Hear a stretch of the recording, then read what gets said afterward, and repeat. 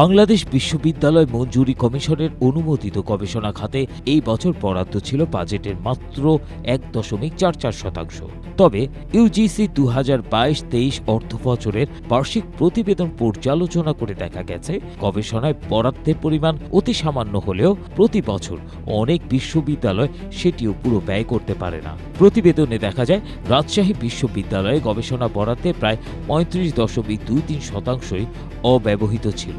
ইসলামী বিশ্ববিদ্যালয়ে গবেষণা খাতের বরাদ্দের ৫০% বেশি অর্থ ব্যবহার করা যায়নি। জাতীয় বিশ্ববিদ্যালয় ব্যয় করতে পেরেছে মোট বরাদ্দের মাত্র ১১.৬%।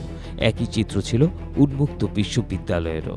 এছাড়া বাংলাদেশ মেডিকেল বিশ্ববিদ্যালয়, খুলনা প্রকৌশল ও প্রযুক্তি বিশ্ববিদ্যালয়েও ২৫% বেশি অর্থ খরচ করতে পারেনি। তবে দেশের কৃষি বিশ্ববিদ্যালয়গুলো ফসলের নতুন জাত উদ্ভাবন সহ বিভিন্ন গবেষণায় সাফল্যের দেখা পেয়েছে। কিন্তু এই গবেষণা ও বরাদ্দ যথেষ্ট নয় বলে মনে করেন সংশ্লিষ্টরা। এদিকে বিশ্ববিদ্যালয়গুলোর গবেষণা খাতে পিছিয়ে থাকার প্রভাব পড়েছে আন্তর্জাতিক র্যাঙ্কিংয়েও।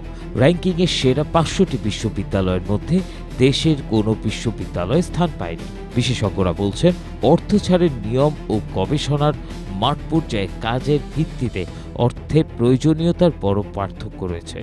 যদি প্রকৃতপক্ষে পরিস্থিতির উন্নয়ন করতে হয় তাহলে বরাদ্দ বাড়ানোর পাশাপাশি গবেষণা বান্ধব পরিবেশ নিশ্চিত করতে হবে। দৈনিক বণিক বার্তার এক প্রতিবেদন থেকে এসব তথ্য পাওয়া যায়।